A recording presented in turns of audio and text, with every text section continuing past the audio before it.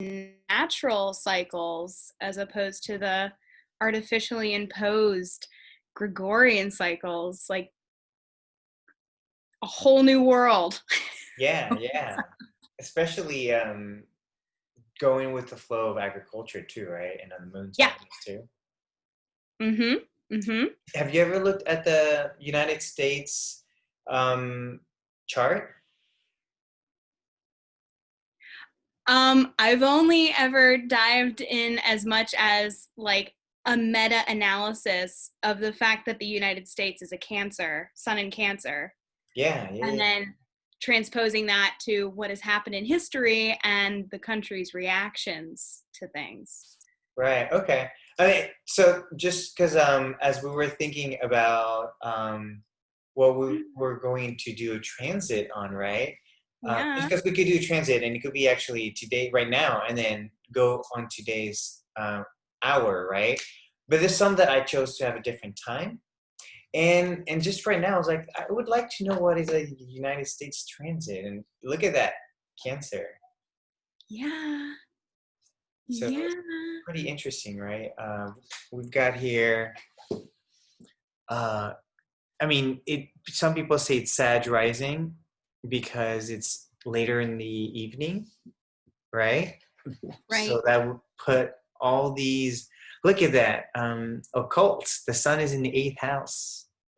Yeah. Yeah. Freemasons. Right? Yeah.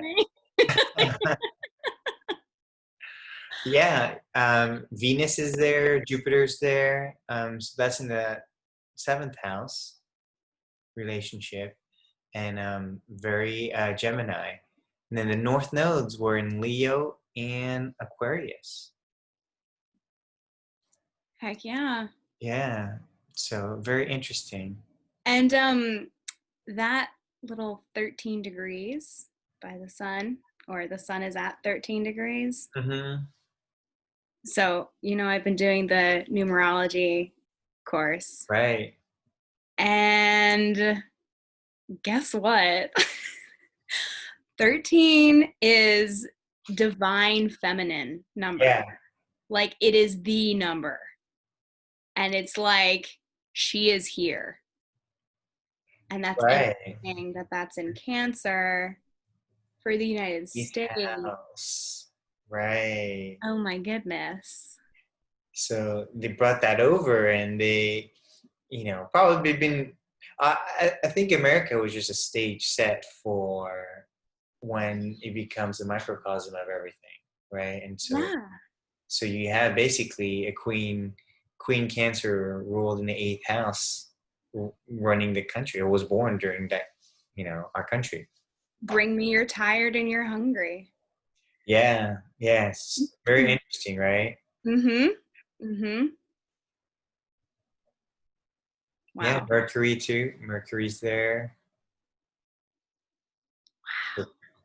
Saturn is in Libra in the Uh-huh. 10th house, Yeah. right? Justice and balance, right? Justice has, right? So proven innocent till proven guilty. Right. Right. In theory. Right. And then look at that. We have a Neptune in Virgo in our in the ninth house. So a lot of our religious belief is more of that Virgo energy, but Neptune, right? And notice it's a very small, because Philadelphia is higher up, so it has a very small Virgo and Pisces zodiac. Yeah. Yeah. I think that's called intercepted.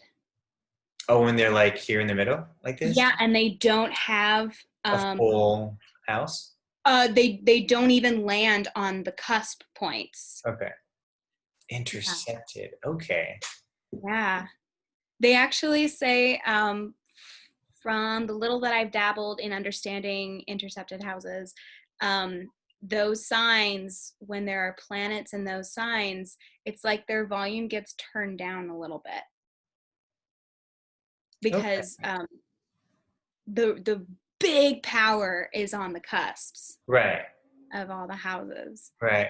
But it's interesting because that means that um, Neptune is in Virgo and it found a way to like sneak its energy in, right? Yeah. Within a house, even though it's still not ruled. So it's almost like you have to pay attention to that, Right, right, right? right. So in itself, it's its own little reading too. Um, Yeah, but that's also a precious little configuration there because it's like the American dream is pure with innocent intention. and yeah, yeah, that Puritan, right? Yeah, yeah. I mean, that's the illusion of our philosophy. Uh-huh. Yeah. Uh-huh. Where's our Scorpio? Ooh, Scorpio here in the 12th house. Obviously, it's best place for the occult to be hidden, right? Uh-huh. Who we really are. Yeah. Oh man, look at that.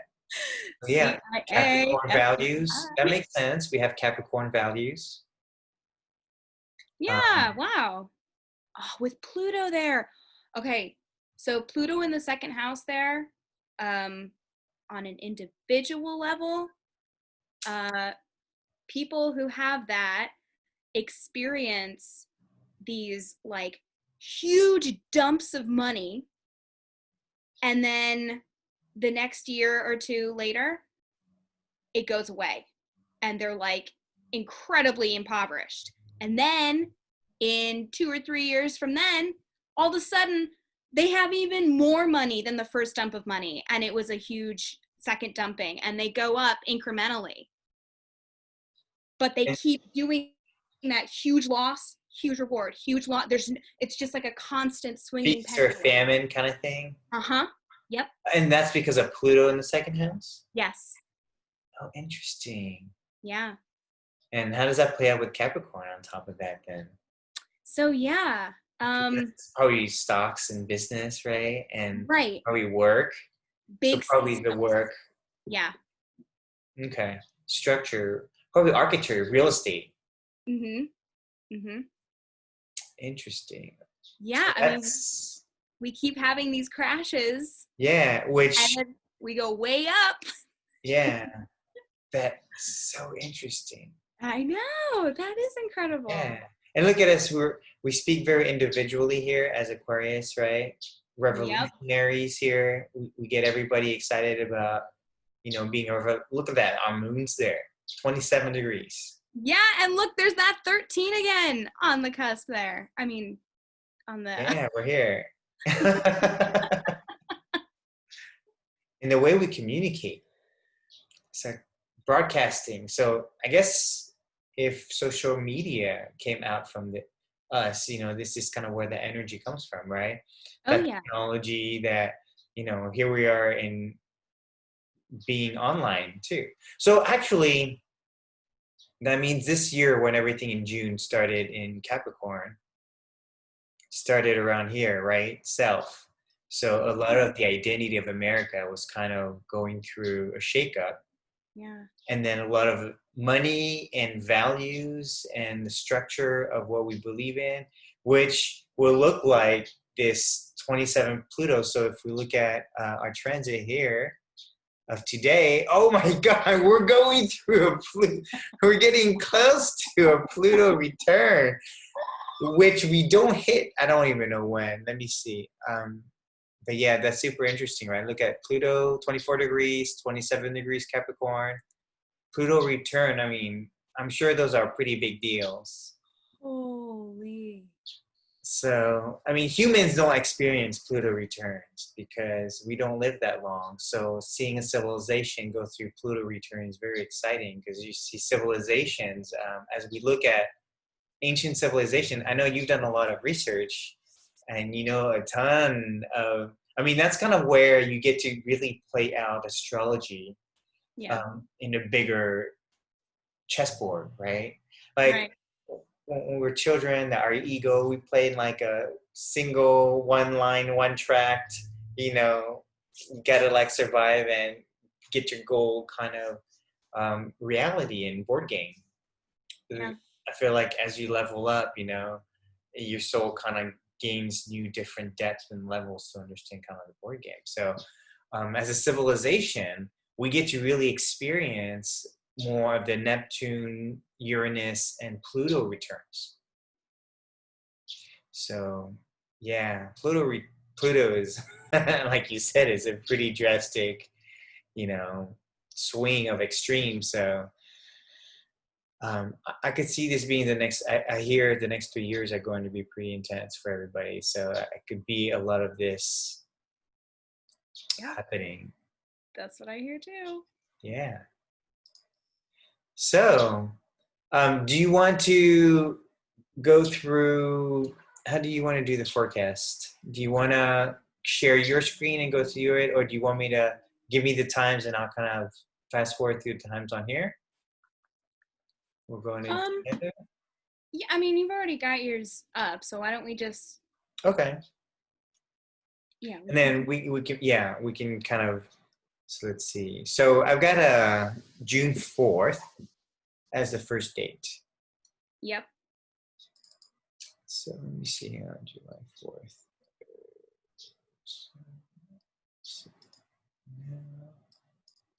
Transit, go back to 1. So 8/26. So let's go back to, oh, June 4th, that's tomorrow. Yeah. Okay. Oh, wait. June 4th, 2020. 9/26. Do you have a time for that, or is that just we're talking Um, North Node and Gemini and Sag? yeah, I kept it pretty general for that one, for Okay. that day. And time wise, I didn't really, I stayed with, I think I started like officially the night before at like, uh, two something. It was in the afternoon. And then the next day I ended up turning it to 11. Okay. Yeah, because we could totally just, I mean, we don't want to nitpick when it goes to actually, because then you go through all these different, yeah. Yeah, I tried to keep it as Yeah, like, we'll stop here. This is a good time. For no apparent reason. I like these numbers. It's okay. 4/26 on June 4th. That will be tomorrow, Thursday.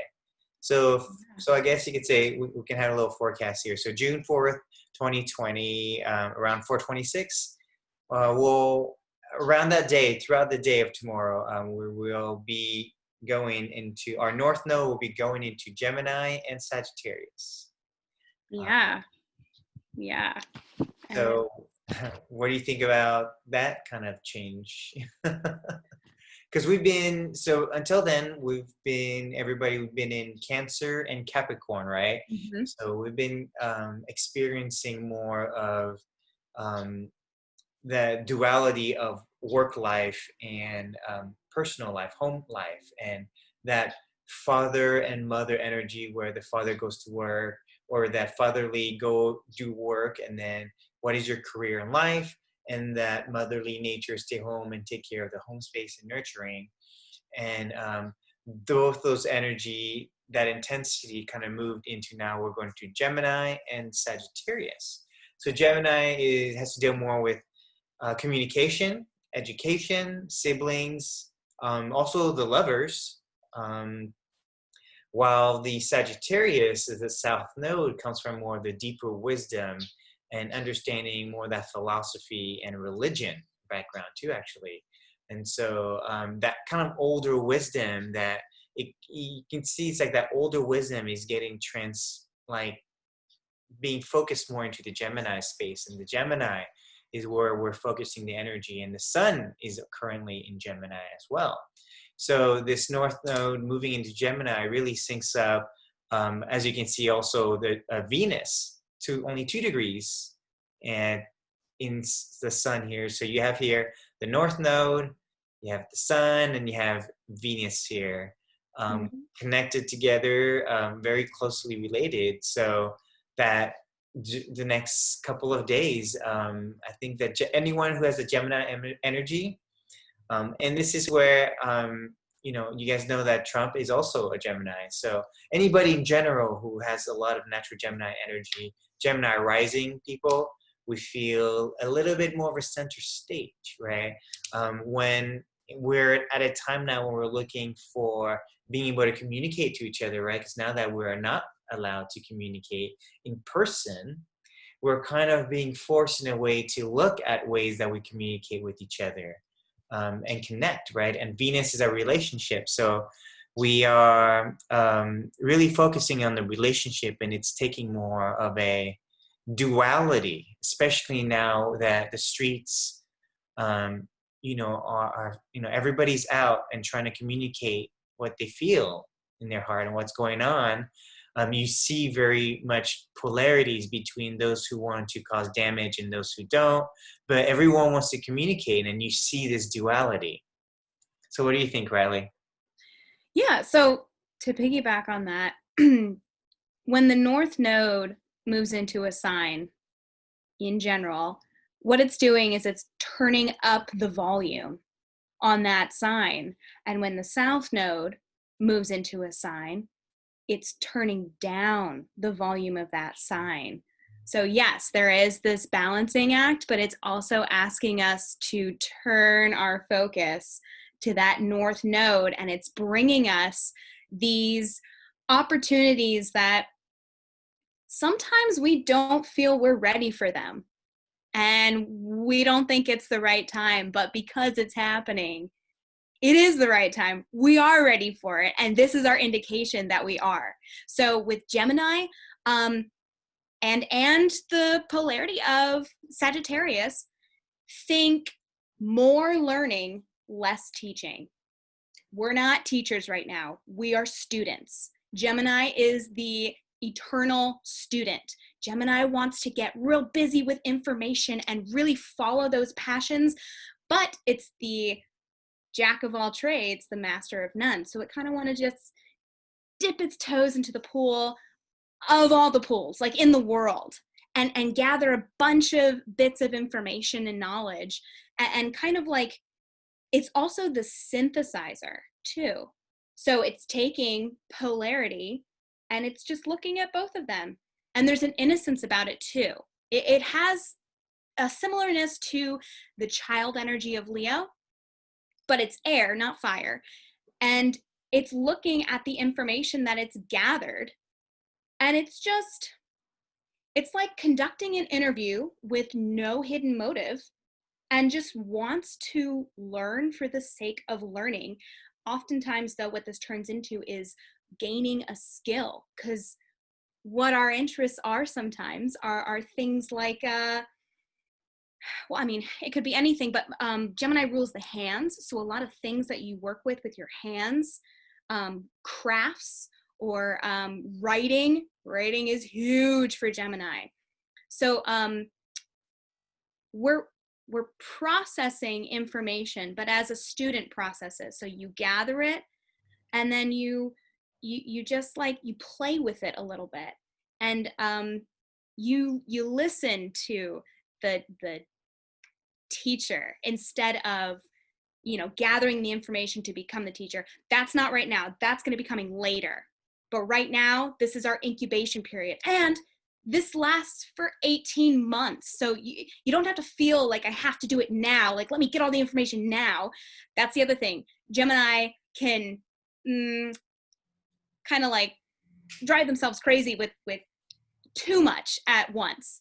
You got to be, balanced in filling your plate, but you are encouraged at this time to fill your plate with whatever you've been meaning to look into. It's going to serve you now. And then these opportunities are going to be coming in that are related to Gemini opportunities, including media and communications, kind of anything having to do with communications, really. Something that you never thought was going to be opened up to you is going to be coming in of that flavor. And then, of course, it depends on where this is happening in your in your wheel. That's going to give it more of a focus on where this is going to be coming up in your life. So, I mean, this You, wheel right here in the ninth house. I mean, that's that's higher education. But I mean, it's gonna be going into the eighth house later on because it goes backwards, counterclockwise yeah. for us. Yeah. But just as that as an example, it's higher education. Oh, okay. Do you want to go and continue that, I don't know, PhD that you've been thinking about and sitting on for 5 years, or, whatever? Something Yeah. like that. Yeah. Oh man. So that's actually really exciting, right? Because it really matches kind of what's going on right now, where we are kind of like in an information war, right? And Yeah. the information that's out there is both sides, right? So it's really exciting that we really went from a space of like focusing more on our life at home and life at work, which was the beginning of quarantine, right? And climax to being quarantined and not going to work, right? And today we are now moving into a new space where for the next 18 months, we will be focusing more on our life of communication. So, we are now all on Zoom. We all realize that Zoom is now the beginning of a new era for all of us. Anyone who wasn't technologically uh, connected, well, they have learned to be now. So I Mm-hmm. think we have a really greater audience online, and that is really showing up now. Where what is it that's going to happen where we're able to communicate with people? I mean, you are in Atlanta currently, I am. right? So when we've met in Arkansas, but we've never met in our home state. Like when I was in LA, I've never got to meet you in LA. I never got to meet you in Houston, but here we are, we've been connected online. So it really shows how like we've really, as a country and as a planet, really evolved the way we communicate, right? So I think now with more energy actually focusing on the communication, it's going to be very important the next 18 months that we pay attention to that. And it's all like, I love what you said too. It's about learning, learning for, no, you said it's not for learning to teach. It's learning just to know, just to learn, right? Yeah. Yes, but I know it's really funny because I mean, that's exactly who I am, right? I am. We're not here. I mean, I like to teach what I'm learning in acupuncture, but right now it is just focusing on learning to learn, just to know this information to do as well. So that's super exciting for our first aspect, and that's coming up very closely. So, today, understanding where we're at today, the forecasting is going to be much more accurate. But as we go further down into the month, did you only get all the way to the 13th, 14th, or did you go further? um, I went to the 16th. Okay, that's fine. That's only because I thought, I mean, it's not, I didn't do too much Okay, the okay. 15th to 16th. Cool, cool. Yeah, I mean, I just wanted to see like how things were gonna go, so we can check it out because we can probably get faster as we get through this. Because I know there's some dates that may not be important because if the transits are small, it's kind of most people might miss it. So that's why like I don't want to like overwhelm people too because they're like, oh my god, every day something's crazy is happening. I don't want to freak out anyone. Um, So the next one is June 5th, which is our full moon, right? It's an eclipse. This Ah, one's a beautiful one as ooh, well. it's a big one. Yeah. So full moon in Sag. Where is that? So Down sun, up in the second house. moon right here, 16 degrees, 15 degrees. So I'm sure we can probably like move this to the hour to kind of see on the hour. Because 16 degrees right there. Boom. 15 degrees, 15 degrees would be at 2:26 p.m. on June 5th. That's Central Time. And here we have the Wow, look at all sun. those zeros on the outer wheel. Oh yeah, Oh my goodness. right when Sorry, continue. I didn't mean yeah, to. yeah. So, um yeah, so it also, I think it's there's a kind of a cross going on, getting close to a grand cross here as well, because here I think a 0 0 with everything at zero with Libra in front. I mean, it's interesting. I think um, I feel like there's a bit of not judgment, but like justice happening. Crack between the world. I feel like we're two different timelines, and Yeah. um, with North Node and Sun, and so we are the Sun is lighting the light of the Gemini energy, right, which is that polarity, and the Moon is reflecting the truth of that polarity, and it is squaring this justice, on our rising at 2 p.m. on Friday, right? That's Friday, this Friday. So um, let's see. Here we've already known these. Basically, it's really interesting because we're going to be coming in the coming days with North, well, I'm sorry, with Mars and Neptune in Pisces also being kind of square to these big celestial planets. Yeah. And then also, if anyone's familiar with phases of the moon and what they can be used for in our lives energetically, a full moon is for letting go of all the things that no longer serve you. We're talking habits, people, places, items, concepts, you name it, and it will leave. It's also going to kind of take a natural exit as well, just because the energies are supporting that. So even if you do not say goodbye, you are going to be experiencing goodbyes to things. Wow. And so it's really interesting that the moon is also coming to the south node. So it's Yes. follows the same theme we were just talking about. And I think this full moon is really accentuating, or I guess you could say celebrating, right? They're having this dance and they're celebrating, and the moon is lighting up this beautiful node that's happening, where we're going into that focus now together as a planetary shift. Yeah. So, yeah, I think this full moon is going to be very beautiful. I think this weekend, astrologically, will be beautiful. We are running into hurricanes here in Houston, Oh my goodness. so yeah, so it's very interesting that this full moon is kind of bringing us hurricane season. But now we can go.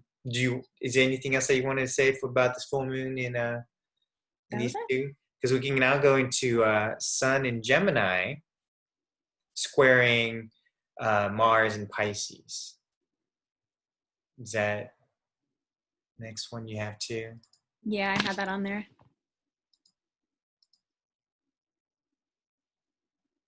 I have it at 3:30. I actually wanted to see when it actually entered Sure, yeah. because this one was really interesting. If you look at it, it's very interesting. So 3:30 is when we see the Sun squaring Mars here. Mars and Neptune. Mars and Neptune will, oh, they're not conjuncting. So actually this is now the beginning of another theme that we'll probably see June 6th. So after we've kind of dealt with all this Gemini energy, Mars will be squaring. So squaring a little bit more of a stronger tension that allows for challenge to occur, but it allows then either revelation that allows you to kind of break a conflict or have resolution to conflict. But if not, what happens is you may kind of have to deal with the problem itself.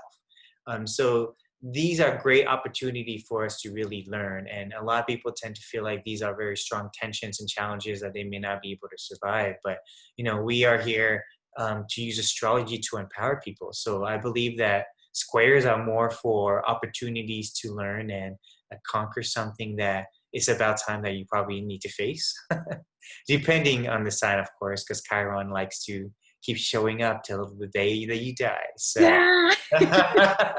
but we all love Chiron because Chiron sneaks up a little slow in the beginning. Hmm. So, yeah, Mars in Pisces. It's Mars in Pisces is probably not the best place. Pisces is very daydreamy, loves to be idealistic in what they imagine. They tend to be either in the future or in the past. They're not usually in the present because the present, they're hard at focusing what's going on right now. They like to imagine what things could be. And Mars is an active planet. Mars is a doer. So what happens is, I imagine um, Mars is asleep in his dream, and he is trying to do everything he can to get all these things done in his dream, and he's just walking either on water or walking on quicksand, and he's not going anywhere, and he's just really frustrated. And that's the energy of Mars in Pisces. Is kind of like the daydreaming athlete that isn't able to stay on ground and able to really develop and progress on the action they're trying to take. So it's a really good time to really um, Mars energy, people who are very go, go, go active people, it's time actually to reflect a little bit more. Go and do a little bit of daydreaming and maybe envision a little bit of what you want the world or the future to be and feel what that looks like. So that being squared with the sun in Gemini, it's, learning, right? So again, it's telling us to stop doing and maybe communicate and get in touch with other people, right? Because here we have Venus as well next to the sun. And so Mars and Venus is always having this love affair where Mars is either following Venus or Venus is always following Mars. So here Venus is at the sun where she's learning and being Gemini. She's a Gemini and learning and gathering information. Here the the Mars energy is just daydreaming, hoping that could catch up to this beautiful Venus energy that's just having fun learning, right? And she is going to retrograde. I think she is retrograding at this time. She is. She's She retrograde. is already retrograding. Yeah. So she's going over what she studied, right? What she's just Mhm. learned. She's going over her maybe getting ready to take a midterm, right, or a test.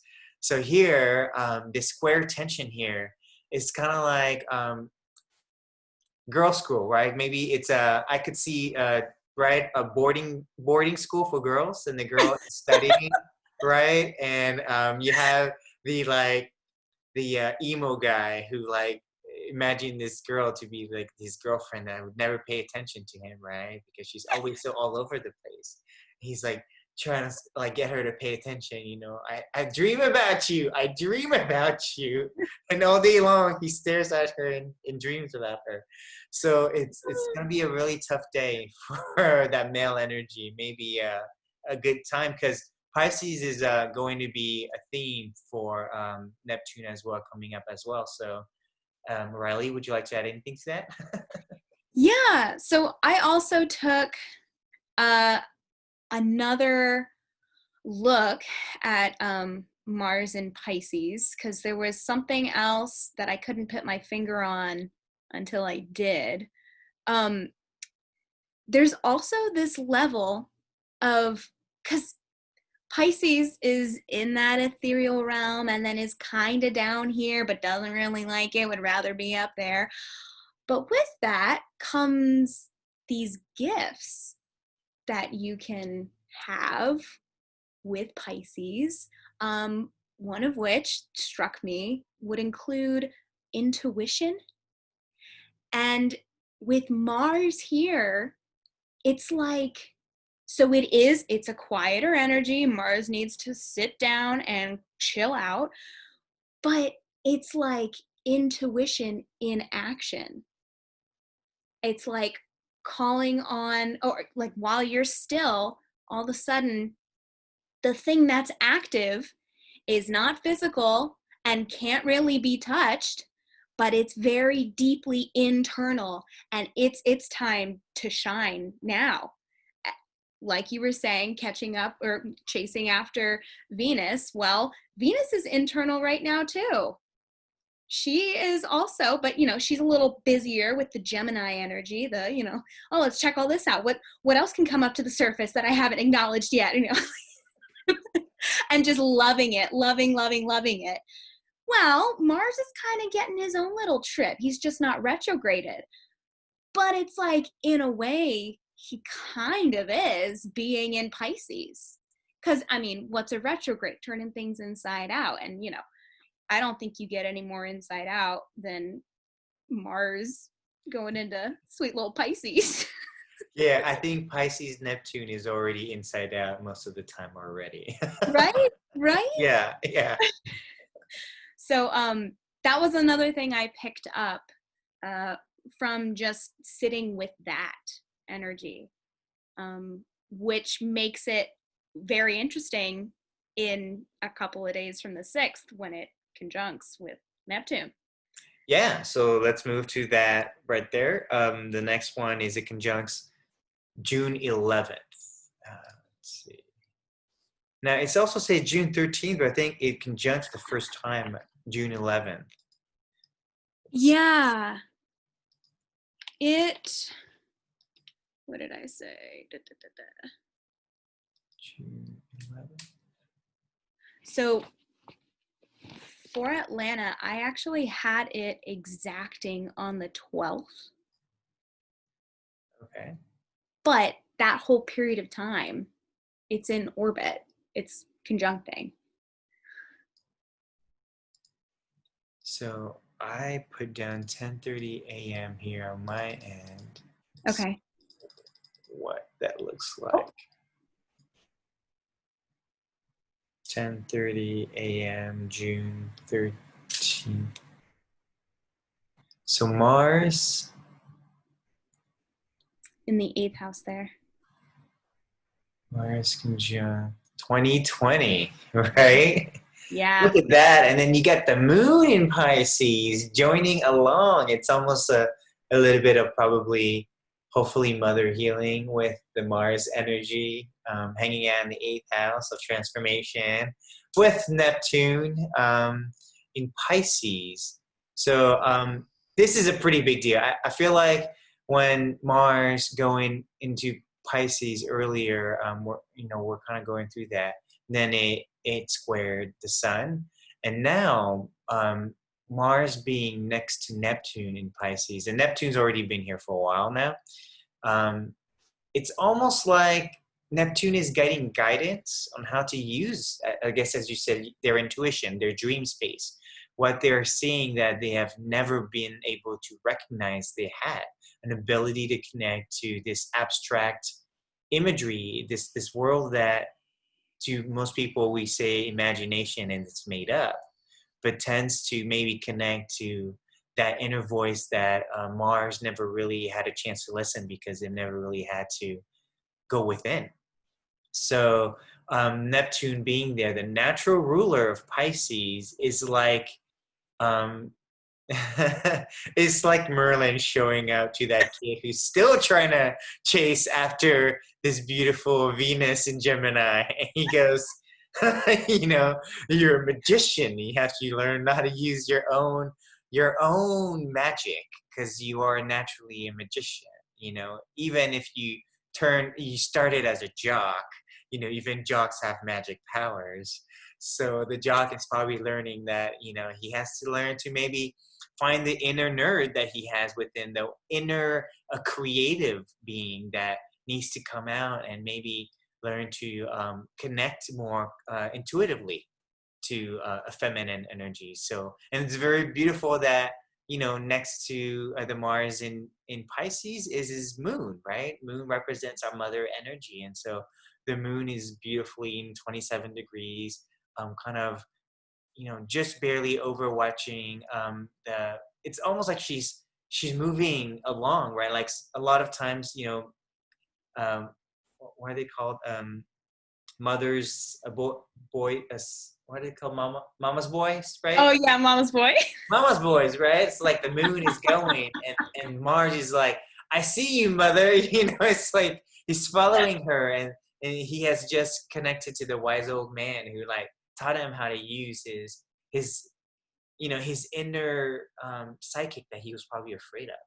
Like he probably was aware of something. So it's a very beautiful kind of conjunct that I think in our culture we don't really learn to accept and appreciate that beautiful psychic daydreaming imagination that allows us to connect to the abstract world. Riley? Well, yeah. Sure, you got some stuff with that. I know we've talked about Neptune before.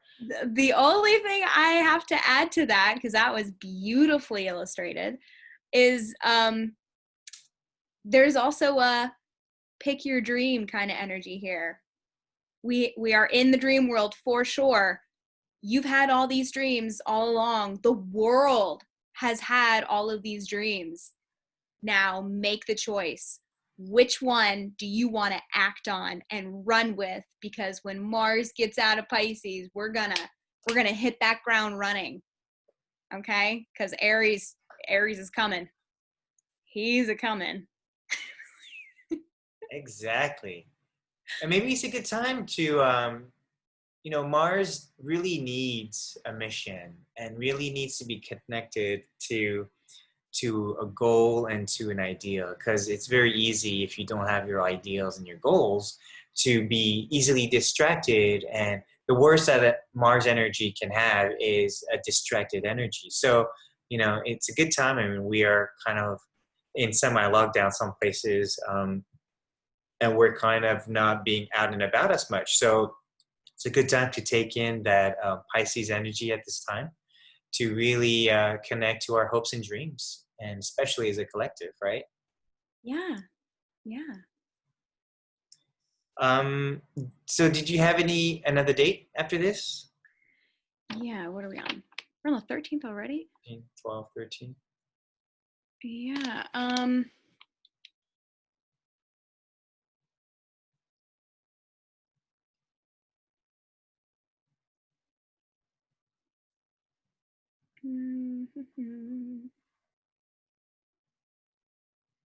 Oh, that's where that.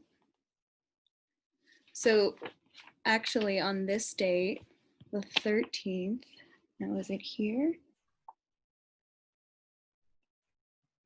Yeah, okay. So here the sun, so a couple days ago it was squaring Mars, but now it's squaring Neptune as well.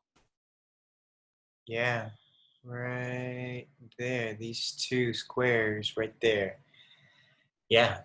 So that's where I got that from too. So it's the challenge, it's that awesome little, extra push, that little friction that gets you and there's Gemini with that fire behind it. Check out, just look at all the dreams that you have in your stockpile and really listen to that intuition. Which one is calling out to you? Which one? It's almost like a pick your destiny kind of energy. I love it. Yes, yes. Pick your own destiny. Yeah. You get multiple dreams, and you get to go through some of these dreams. You're like, okay, which dream do you want to play? Um, I'm a big gamer, so it's like saying you have 3 games you get to play. This next, because I can't play that many games. I'm in school, and we're doing so much, so definitely don't have time to play as much as I like. So it's funny. It's like you're picking your own adventure that you're going to experience for the next couple of months. So that's really exciting. Yeah. I mean, it's also, if you look at it, we are very heavy on one sphere. One whole side is not being activated, right? You Right. see that? Look at this. It's half a chart. So wherever that chart lands, half of our chart is definitely being activated. Gemini, Pisces, and Capricorn. That's that's a very interesting combination that's going on in our planet. And Saturn there in Aquarius is kind of beginning that revolution that Aquarius energy tends to have. So I like to tell everybody that life is getting much more interesting. Communication, social media, being able to share new information. I think we've all talked about this in the woo-woo spiritual community that the Great Awakening is happening. But even in a 3D space, even in the everyday mainstream media, there's an awakening that's happening. Lots of people are leaving. Mainstream media is Gemini. So we are, and then here we have, the Mars energy, the Pisces is feeling everyone's, passion and emotion. And so what we're seeing in mainstream media, what we're seeing on the news, and where you're getting your information, if you're not getting your information that is right there opposition of the truth, then you are going to see a little bit more tension within ourselves, right? Of the type of information we're going to see, whether we feel like the world is going to blow up and kill itself, or it is ripe for evolution, like how the civil rights was formed, right? These evolutionary astrological markings always happen right before major shakeup in our world, where we remember these moments in time. We have been, this past year started something that we call the beginning, like the reboot of the Renaissance days during the 1600, where we had just ended the Dark Ages, where we considered that a very godless, very spiritual-less time where human could do whatever they wanted, and found a lot more peace and art and music and artistry. And that Renaissance brought back love and passion in people to be better than just animals, and being better than just the shells that they were, right? So here we are today, having all these different artwork that show us, zombie analogies kind of represents this whole, dark ages of our modern day, where people just feel like they're just going to listen to and obey a system or any type of cultish system, just to not have their own beliefs. And here we are in Pisces. Pisces is pulling that subconscious and telling us that this is who we are. We cannot escape who we are. So everybody out there, let's try to be kind out there, because whatever we put out there, we'll be facing that in our dreams to really process that information. So I hope that, astrology gives everybody a little bit more hope for the future, because, if we were to follow astrology, this is just the beginning of a great, bright future, and we are part of that bright future. So, Riley, would you like to, any last bit for our next 2 weeks as Uh, we kind of all the walk this seed, labyrinth together? yeah, no, the seed has been planted. It was planted, like a year or two ago. We're in the dirt right now. We're in the thick of it. It's dark. It's moist and uncomfortable. You feel gross. All this toxicity is coming out. You're like, what is going on? We just have to remember we are this phenomenal flower, or vegetable or fruit or whatever you want to be. Heck, you could even be an oak tree. Okay. But we're in that incubation period, and we're starting to break through the surface. I don't think we've got any sprouts yet, but that's coming. And then we're just going to be basking in the sun, just like you said. Yeah, it's really exciting. Yes. Awesome. Well, thank you, Riley. I totally didn't introduce you earlier, but No, no, no, that's fine. I'm gonna have to edit this. We'll see if we're gonna do this raw or not, because this whole idea of this cosmic labyrinth is just for everybody to have an opportunity to be able to share. So this is very Gemini, right? We're communicating what we know. It's super raw. It has no, I'm thinking of, not necessarily doing editing because it takes a lot of time to do editing, but this information needs to be out there for people to kind of listen and hear and hopefully get a sense, an idea of how astrology and predictions and how the world is unfolding. So maybe you get just a little bit ahead of time, a schedule what's going to happen so that we can be a little bit more prepared for tomorrow. So thank you, everyone. You all have a great night. And in 2 weeks, right before 2 weeks, we'll have another forecast of the next following 2 weeks. So thank you very much. And thank you, Riley. Thank you, Charlie. So we don't have to hang up yet, but I Yeah, just wanted to end that. Here, I'm going to I stop. figured, I figured. So yeah, I mean that's kind of how we've been doing